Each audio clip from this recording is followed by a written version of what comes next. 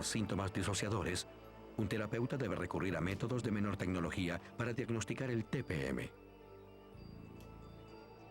Uno de los problemas de la psiquiatría es que no existen los análisis sanguíneos ni los rayos X. Tampoco prueba definitiva para ningún diagnóstico psiquiátrico. Durante 13 años, Frank Putnam, director del Instituto Nacional de Salud Mental, investiga los traumas infantiles y los trastornos disociadores. Si preguntamos a la persona, siente como si estuviera otra parte de sí mismo, otro aspecto suyo. ¿Existe una parte de la que no está consciente o quizás parcialmente que parece tomar control sobre su comportamiento? Y si esto es así, ¿podría conocer esta parte? Si esta parte se presentara en este momento, ella se convertiría en parte del proceso de diagnosis. Este es un momento crítico y controversial. Si una personalidad se presenta, el terapeuta realizó su diagnóstico y descubrió a un múltiple. Pero, de hecho, ¿lo ha descubierto o lo ha creado? Si tomamos a una persona altamente sugestionable, en problemas y que está viendo a un terapeuta que trata de ayudarla, y esta trata de complacer al terapeuta, puede hacer surgir un nombre, una experiencia o un sentimiento que no estaba ahí en primer lugar. Quiero suministrarle una nueva información muy importante. Durante décadas, el psiquiatra Herbert Spiegel ha demostrado que se puede hacer que alguien desempeñe prácticamente cualquier papel, siempre y cuando sea altamente sugestionable o hipnotizable. Es un complot comunista. En esta película de 1967, el Dr. Spiegel da a un hombre altamente hipnotizable una sugestión en la cual la estación ha sido secretamente tomada por los comunistas. En el país... Y los encargados de la programación podrían ser los incautos del Partido Comunista. Podríamos lavarle el cerebro a toda la población. Bajo hipnosis, la gente desempeña papeles como víctimas de raptos extraterrestres y revive vidas pasadas como chimpancés. Entonces, ¿por qué no como alguien con personalidades múltiples? Los pacientes de TPM son conocidos por ser altamente hipnotizables. Según Spiegel, dichas personas pueden caer en trance cuando se les pide simplemente relajarse o concentrarse. Así, un terapeuta quizá ni siquiera reconozca que está tratando con un paciente hipnotizado y enormemente sugestionable cuando le pide conocer un alter ego. El defensor del TPM, Richard Kloft, ha tratado a cientos de pacientes de TPM. Para él, la idea de que puedan crearse personalidades con el solo hecho de pedirles conocerlas es absurda. No importa cuán sugestionable sea el paciente. Si se hacen tales preguntas a una persona sin ningún trastorno disociador, la respuesta usual es abrir mucho los ojos o preguntar ¿qué es? Porque no tiene ningún significado, pero una persona con trastorno disociador puede decir una de las voces que escucho es tu nombre. Oh, joven, es solo cuestión de empezar un interrogatorio al respecto.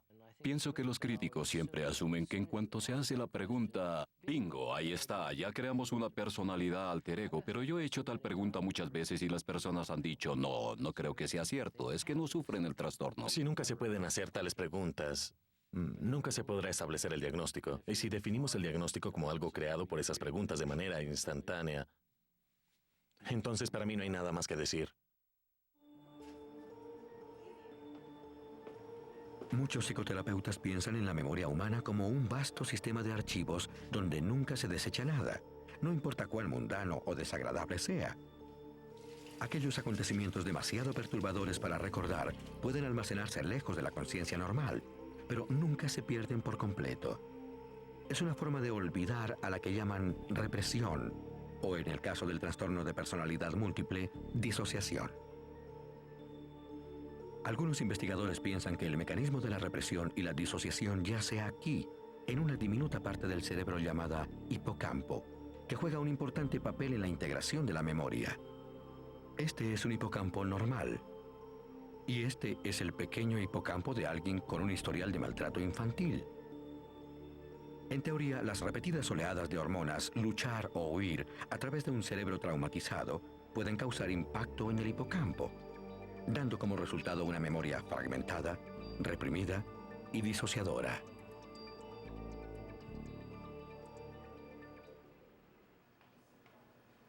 Para el doctor James Chu, que ha visto a muchos pacientes de personalidad múltiple recuperar recuerdos de horrendos maltratos, una explicación fisiológica de los recuerdos divididos tiene perfecto sentido. La gente se pregunta cómo puede alguien olvidar haber sido violado 300 veces durante su infancia, pero de hecho son exactamente esas experiencias las que pueden causar suficiente alteración fisiológica, para llevar a alguien a procesar toda esa experiencia de manera diferente y almacenarla separadamente de la conciencia normal. En circunstancias en las cuales ha ocurrido algo muy grave y durante mucho tiempo, pueden sentir como si le hubiera sucedido a otra persona. Por supuesto, esa es la génesis de lo que popularmente ha sido llamado personalidad múltiple, que, en mi opinión, es un fenómeno bastante real. Hay algunos problemas obvios con esta teoría de la represión. La mayoría de los niños que ha experimentado traumas prolongados y repetitivos, más precisamente los sobrevivientes al Holocausto, nunca olvidó. Los maltratos que sufrieron permanecen demasiado vívidos y no desarrollaron personalidades múltiples. Entonces, ¿por qué es diferente con el abuso sexual? Lo que debe recordarse acerca de las personas en los campos de concentración es que no ocurrió en un ambiente íntimo familiar. Ocurrió de una manera muy pública, en el interior de un grupo. No había manera de que alguien pretendiera que no había sucedido. Todos eran compañeros de infortunio, testigos. La experiencia de sufrir maltratos en una situación familiar íntima a menudo compite con el deseo de preservar una buena imagen de la persona que realiza el maltrato. Es la misma persona que le prepara los alimentos, que lo lleva a la escuela o desayuna con él en la mañana. Hay una presión mucho mayor de vivir en dos niveles separados. Sí, está sucediendo. No, no está sucediendo. Según los teóricos del TPM, el enfrentar recuerdos de abuso sexual olvidándolos funciona como un mecanismo de copia temporal. Pero a largo plazo, los recuerdos reprimidos se enconan en el inconsciente y causan graves problemas psicológicos. La verdadera curación solo comienza cuando se desentierran esos recuerdos, se reviven y se arman de nuevo en una narrativa coherente. ¿Pero es en verdad posible olvidar que algo terrible le ocurrió a uno en la niñez solo para recordarlo posteriormente? Cada vez en grado mayor, la respuesta que surge de los laboratorios de investigación de la memoria es un rotundo no. No hay nada malo en la idea de que en ocasiones olvidamos experiencias, incluso experiencias desagradables, y podamos recordarlas posteriormente. Solo hay que ir a una reunión de secundaria, eso lo puede experimentar uno mismo. Pero se supone que la represión va más allá del olvido y de los recuerdos normales. Elizabeth Loftus ha estudiado los misterios de la memoria durante casi 30 años y es una experta de renombre mundial en los laboratorios y las cortes legales. Sus estudios han demostrado repetidamente que los recuerdos de los testigos oculares de un crimen pueden cambiar debido simplemente a la manera como los investigadores redactan sus preguntas. Y cuando empezaron a aparecer recuerdos reprimidos en los casos legales, se sintió intrigada. El estado del director. Me interesé mucho en el problema de si se podía implantar un recuerdo infantil completamente falso en la mente de alguien.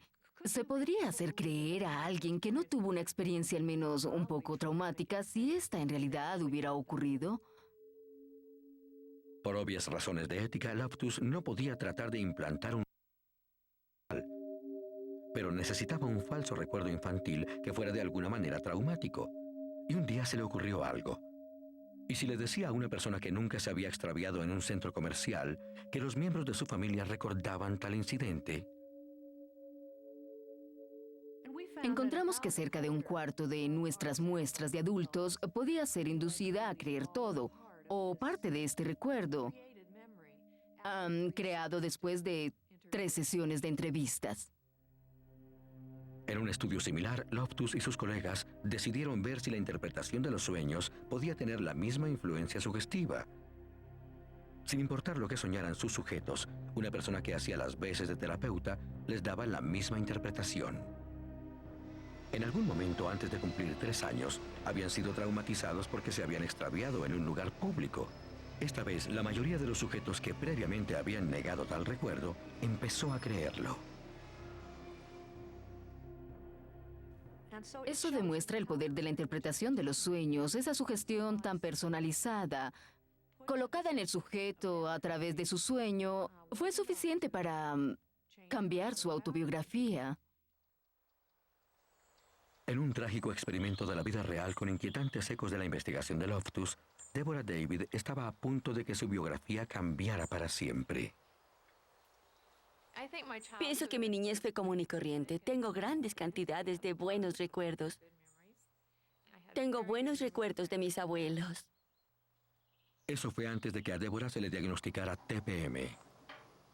Una histerectomía la envió tambaleante a una depresión hace 10 años. Como no se curaba, su médico le recomendó una psicoterapia.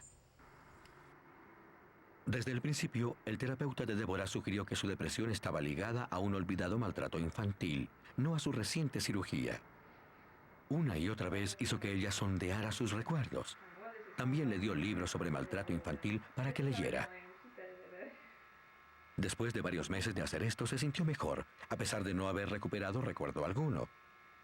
Estaba a punto de dejar la terapia cuando ocurrió lo inevitable. Acabé teniendo un sueño en el que un hombre practicaba sexo con un niño. Eso me atemorizó. Le dije que me dijera que solo era un sueño, que no tenía significado alguno.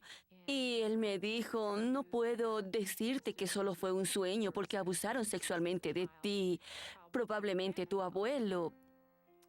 Y por supuesto, eso me impactó mucho. Me atemorizó y luego continuó diciéndome que yo no lo recordaba porque lo reprimía. Y desde ese momento mi vida se fue a pique muy rápidamente. Empecé a verlo 2 o 3 veces por semana. Y siempre le preguntaba que si estaba seguro de que eso me había ocurrido, porque yo no lo recordaba. Él me decía que sí, que lo lamentaba, pero que sí había ocurrido. Durante varios años, Deborah pasó por abrumadoras sesiones de hipnosis, imágenes guiadas e interpretación de sueños diseñadas para inducir la llamada abreacción, o el revivir recuerdos de maltrato con terrorífica intensidad. ¡No! El psicólogo social Richard Ofshe estudia técnicas de influencia y coerción, o lo que la mayoría de nosotros llama lavado de cerebro. Ha estudiado decenas de casos como el de Deborah y cree que algunas terapias para el TPM más parecen tortura que tratamiento. ¡Maldita!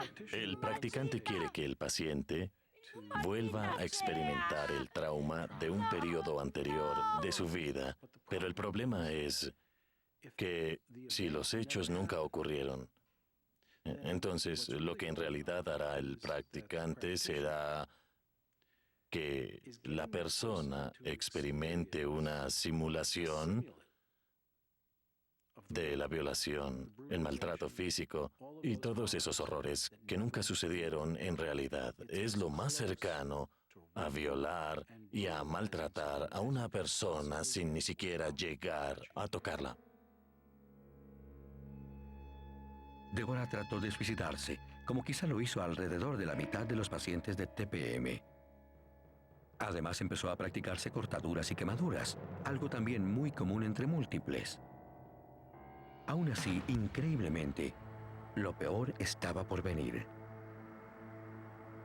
En una sesión, el terapeuta de Deborah la guió a través de una visualización verdaderamente terrorífica, la cual también declaró como recuerdo.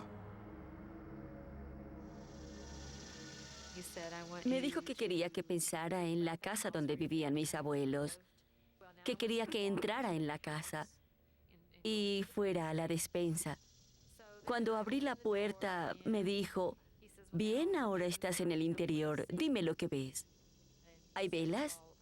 Luego vi que se llevaba a cabo un ritual en esa despensa. Habían unas 5 personas y me dolían las muñecas. Una situación dio paso a otra y pensé que había sido violada cuando niña, colgando de mis muñecas durante un ritual satánico que efectuaban en la despensa en casa de mis abuelos. Posteriormente, Deborah visualizaría haber dado a luz a un niño al que sacrificaron sobre un altar, le sacaron el corazón y lo devoraron. Su círculo cada vez más amplio de acusaciones de cultos llegó a incluir a sus abuelos, sus padres e incluso a su esposo. Se alejó de todos ellos. Resultó que Deborah no estaba sola. Cientos de otros pacientes de TPM hacían recuentos de historias asombrosamente similares.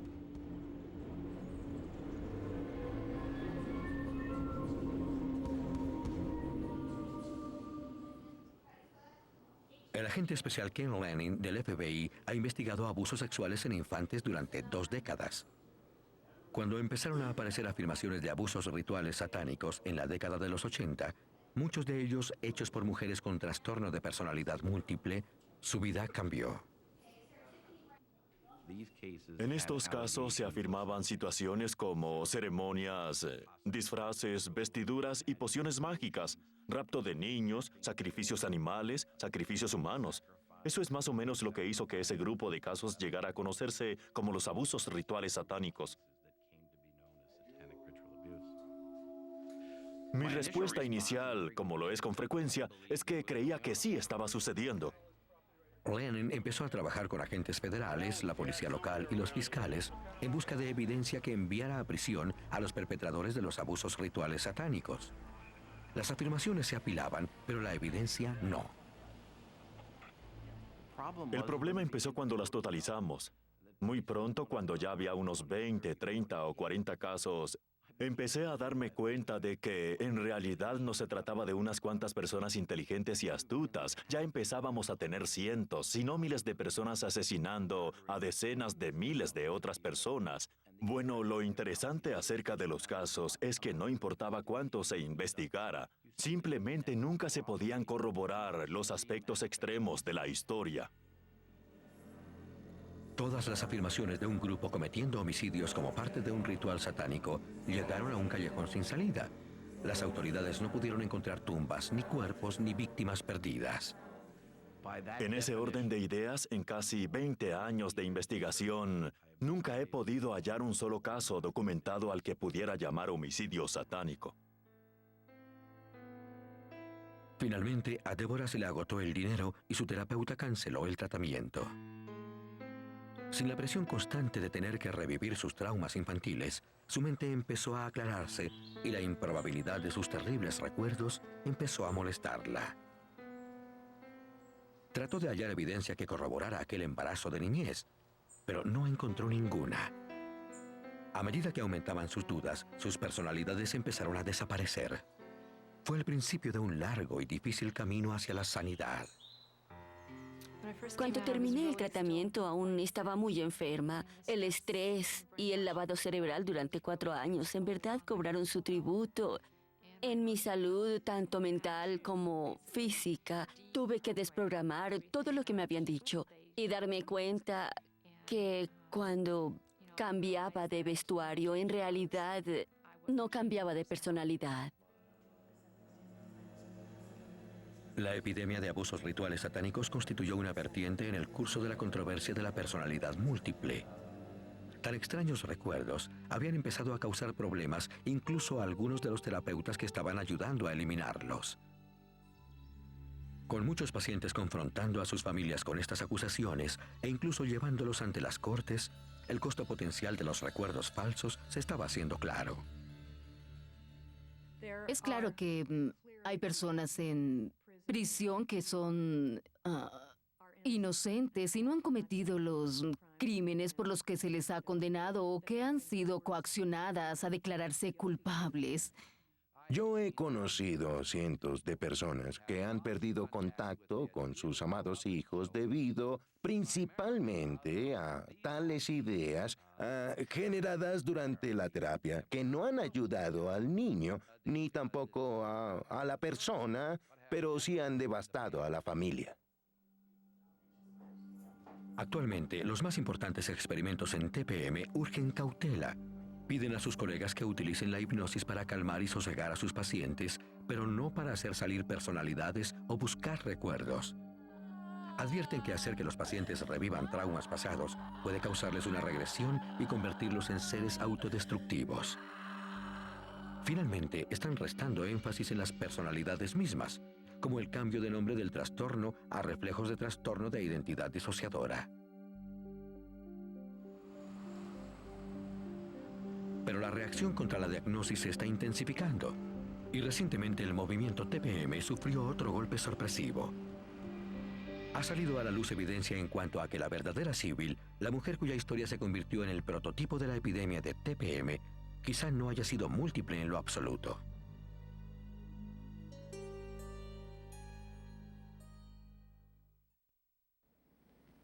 Es una mentira. Todo es mentira. No tengo personalidades múltiples.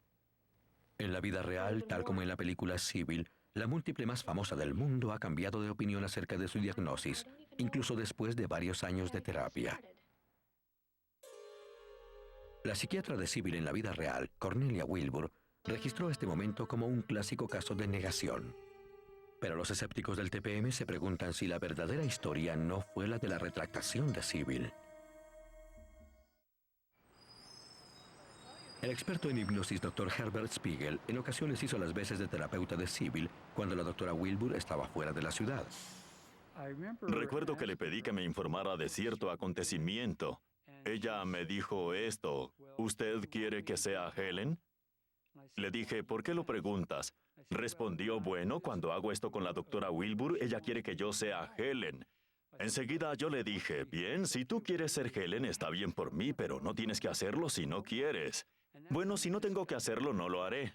Entonces yo pensé que estaba identificando acontecimientos de su vida como acontecimientos de personalidad porque Wilbur la estaba dirigiendo a hacerlo. Ahora que la doctora Wilbur y su célebre paciente están muertas, la pregunta quizá nunca sea respondida por completo.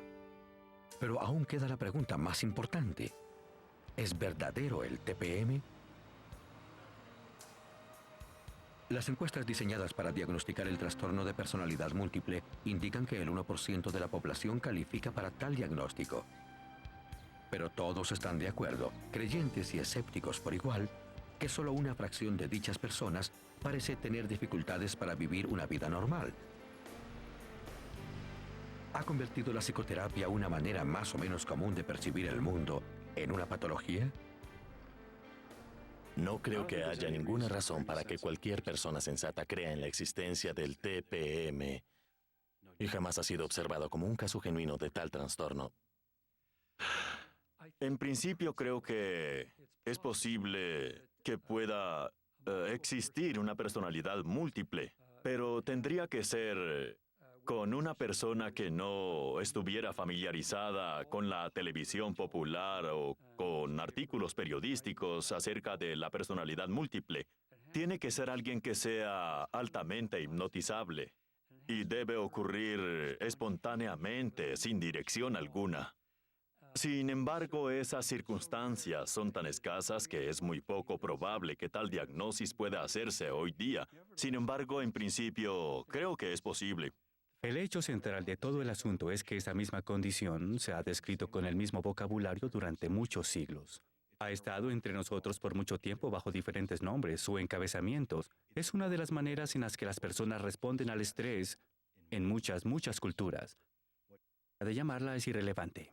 Aquellos de nosotros que hacemos el trabajo sabemos que es verdad. Cuando se está con alguien que lo padece, es palpable, está en la habitación con uno. Entonces, miré hacia Margaret atrás. está perfectamente consciente de que su diagnósis es controversial, pero no tiene dudas de que 8 años de terapia, de tratar con sus alter egos y de revivir sus terribles recuerdos han valido la pena. Ha obtenido su grado de bachiller y trabaja en su especialización mientras enseña en la escuela intermedia. Siente que está cerca de su integración completa.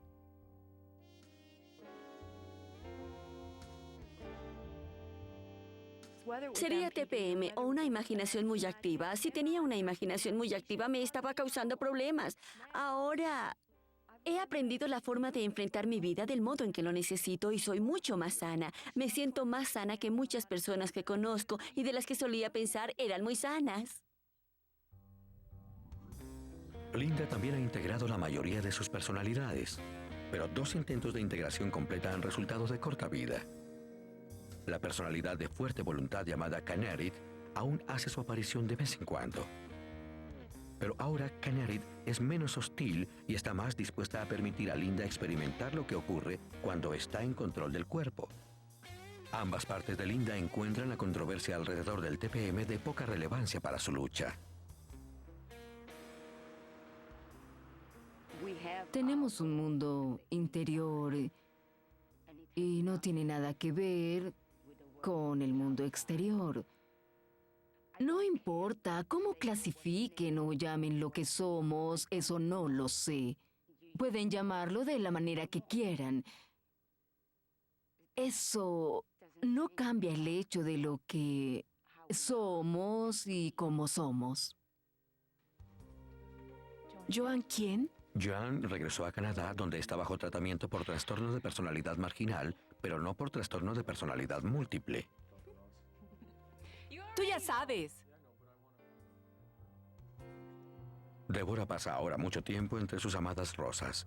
Las flores que el terapeuta una vez le dijo eran los símbolos que el culto satánico había utilizado para controlarla. Cuando salí del adoctrinamiento, me sentí feliz. Sentí que había una vida allá afuera, que había un mundo allá afuera. Solo deseo que las personas que estuvieron en las terapias puedan encontrar el camino de regreso a la realidad. Se ha reunido de nuevo con su esposo y reconciliado jubilosamente con sus padres. Pero algunas de las heridas físicas nunca sanan. Su vida continúa siendo un extraordinario recuento de advertencia para cualquiera que divague en el intrincado laberinto del trastorno de personalidad múltiple.